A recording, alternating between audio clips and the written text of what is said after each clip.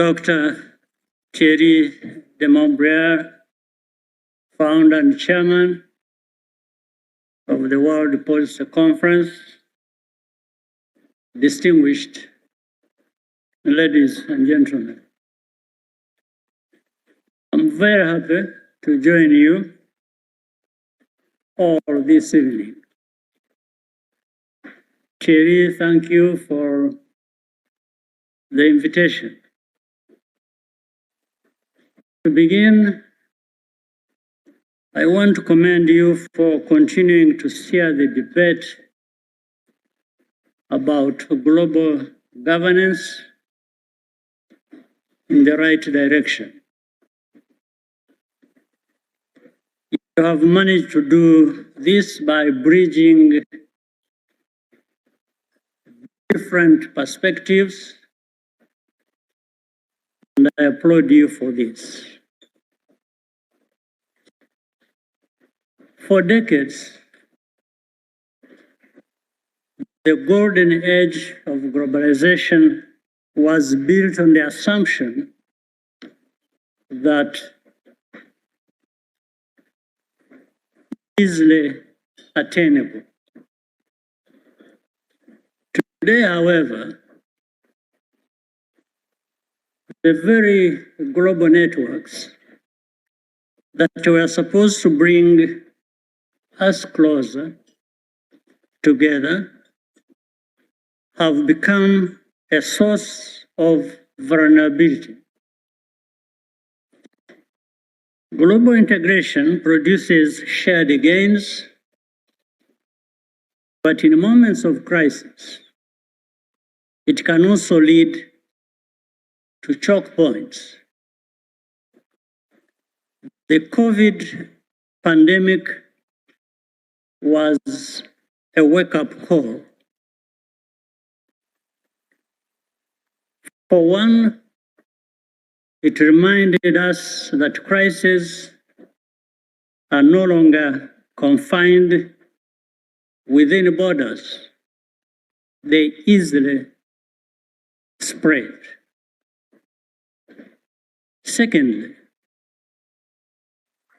it showed us the downside of trading resilience for efficiency. When manufacturing hubs are concentrated in a few countries, those nations will prioritize their citizens when there is shortage. Today, ongoing conflicts are exposing the same structural fragility in the international system. The flow of essential goods can be blocked at a single point of failure, and everyone ends up paying the price. Political scientists call this weaponized interdependence. Secondly, it showed us the downside of trading for Africa. What these external shocks reveal, as I said, dependency. For this day,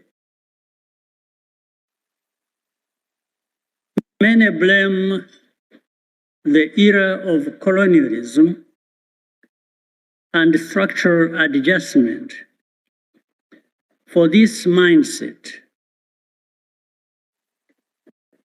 While true, in a sense, the habit of making excuses only traps us in a cycle where we see ourselves as victims with no power to change our circumstances, and that is completely false. In Rwanda, in the aftermath of 1994, genocide against the Tutsi, we learned that the best solution found directed to our local context yield the highest returns. This is why in the past few years, there have been more efforts within Africa to mobilize domestic resources, localize production, strengthen our supply chains, and integrate our economies. A more self-reliant Africa, with its own fertilizer plants, oil refineries, and pharmaceutical farms, will contribute more positively to global stability. What Africa wants is simple: to take care of ourselves and work productively and respectfully with others. It is not the solution. It will bring rivalry and breed division. Viewing development as a positive sum game rather than a competition can bring the predictability and coherence that our global system desperately needs. The question is not whether we can build a perfectly balanced world. It's whether we can coexist even with our differences and still prosper together. Thierry, I look forward to our conversation, and I thank you all for your kind attention.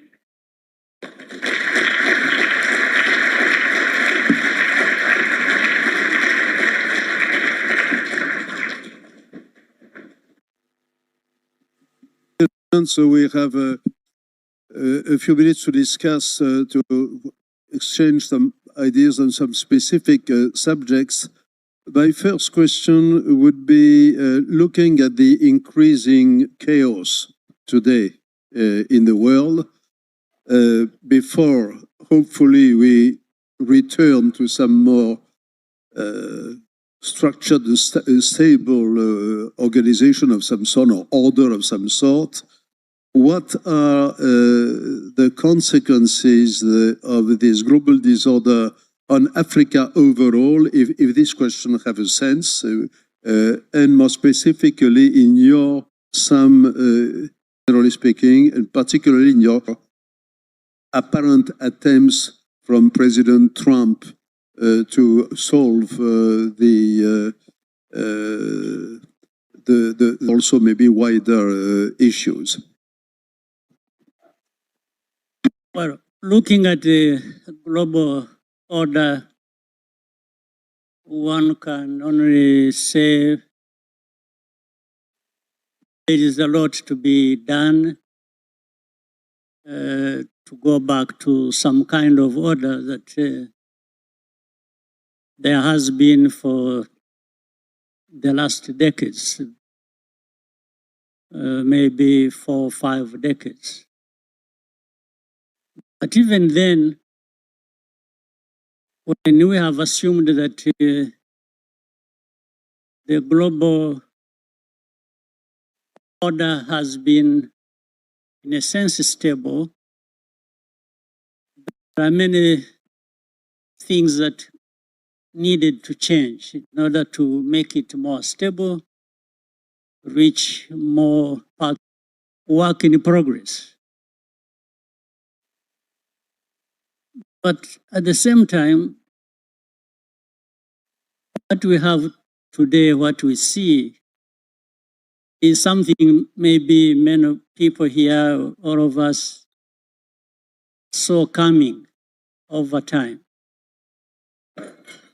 There have always been inequalities, there have always been points of conflict, there have always been, for example, if you look at the global north versus the global south, it has always been taken for granted that what happens in the global south will always be dependent on and determined by the global north. Even if there have been challenges and people have raised those points that needed to be looked at, still it is like established that things must remain like that. And it involves a lot of,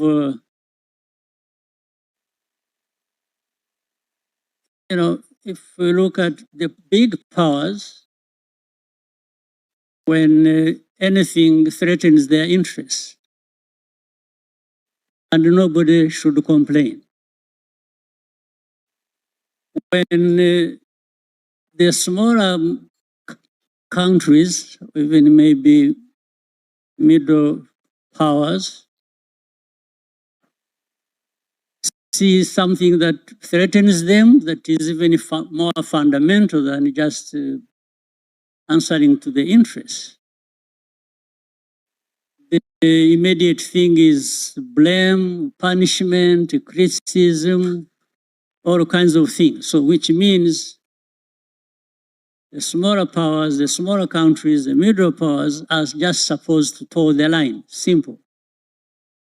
So if this was the case then, which it was, what was the state of affairs as we look at the international system as such? Who decides what is wrong? Who decides what is right?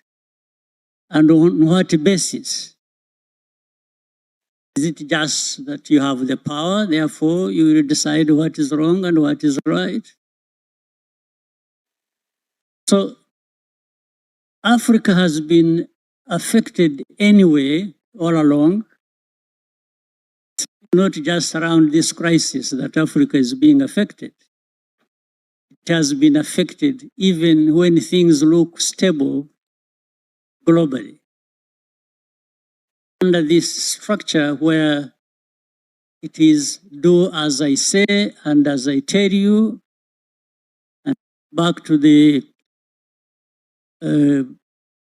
current situation you referred to in our region, the troubles there and so on and so forth. These troubles in the region and how they have been approached is one thing. Because let's say the Eastern Congo problems which you alluded to, and how the administration in the United States has tried to handle that.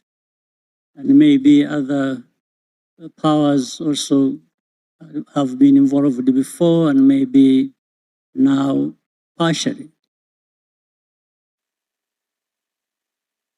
You see, problems cannot be addressed overnight. Crises cannot be overcome in such a short time. But there is a need to look at the root causes of everything and then give time to dialogue for people to find a win-win kind of solution. So what we are expecting from and have been having from the efforts, whether it is in Washington or there has been Doha processes to try and address the problems in our region. Again, sometimes you find there are things happening that you would question or that are wanting, that are not really addressing the root causes of the problems, and that the dialogue is not about the issues affecting people.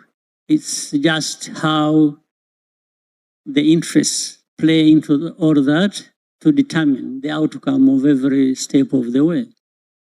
If we take as an example the current war in the Middle East, Iran war, and its consequences in the Gulf countries and so forth and so on, what would be the major risk for the future in your mind? Do you think that that war could degenerate, that there could be a total loss of control?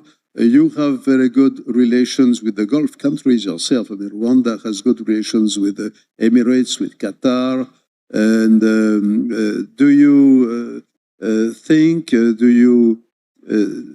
that there could be that the existence itself of the Gulf countries could be threatened, that borders in that region could be put into questions, that there could be a major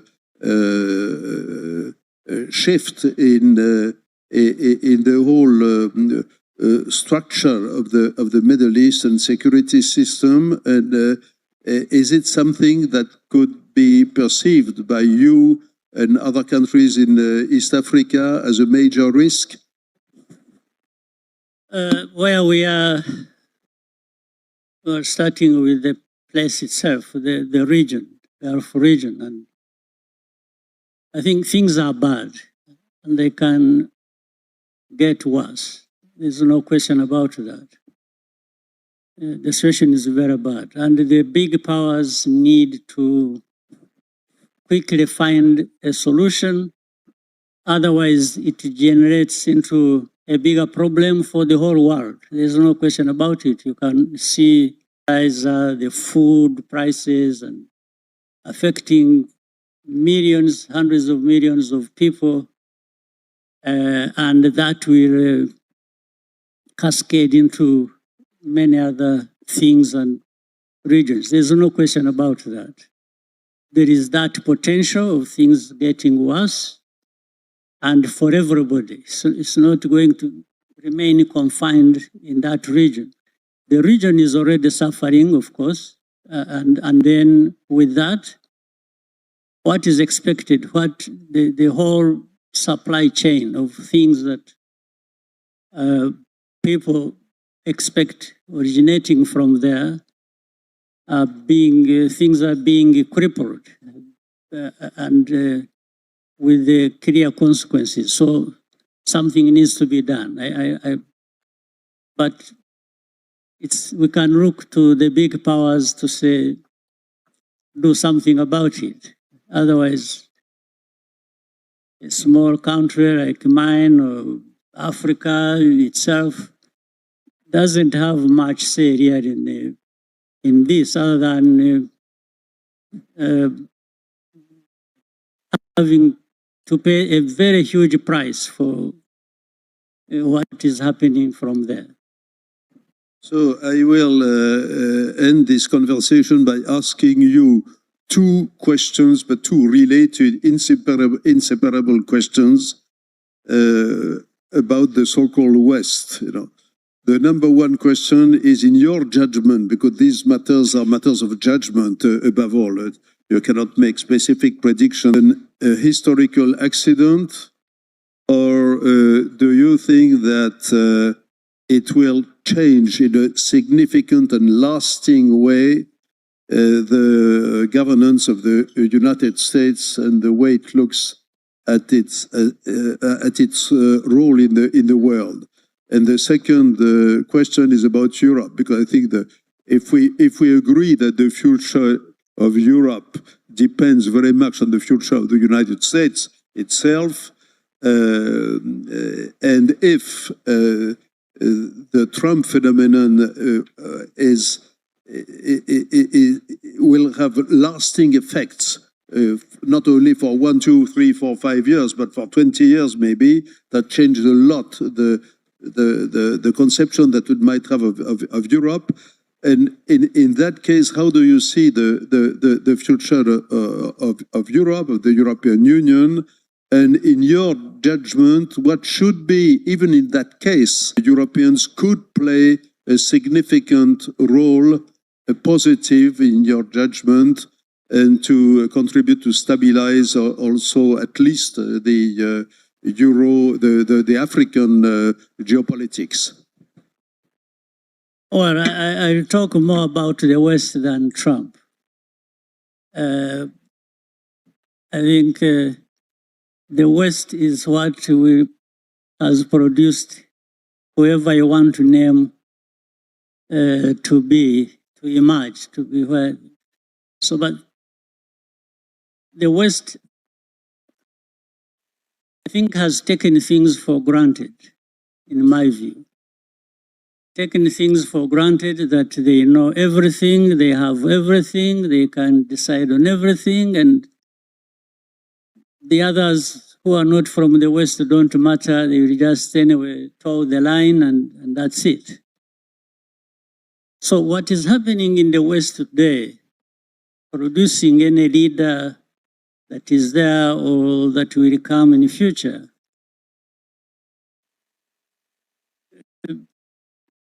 what is happening in the West is what is producing the West has taken things for granted. But even internally in the West, there are things that need to be resolved. And that's why there will be challenges in every country or in the entirety of European Union or other places of the West, including United States. They assumed that everything was okay within their own sphere of influence and interest. And what was wrong was always in the rest of the world, not with them. But I think there are people also in the West. There are people, there are leaders, there are civil society, there are business, and so on and so forth. But there are ordinary people who all this rises from. So the reaction is that produces different leaders that people may either appreciate or complain about or do that is the contradiction within the society that has not been properly addressed, and as I said, that people took for granted. But in the end, it has to find a way to surface, and you have to deal with it. And for us in global South Africa and my country, I have said it, we have had a history that has not so much to be proud of in terms of development, in terms of prosperity, and therefore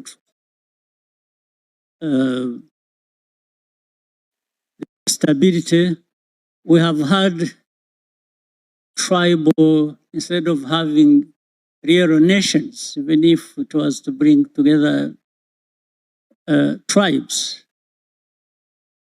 But what made it worse, instead of being able to build our own systems and capacities and cooperate with others, we also accepted the dictates that have been brought to us from the North.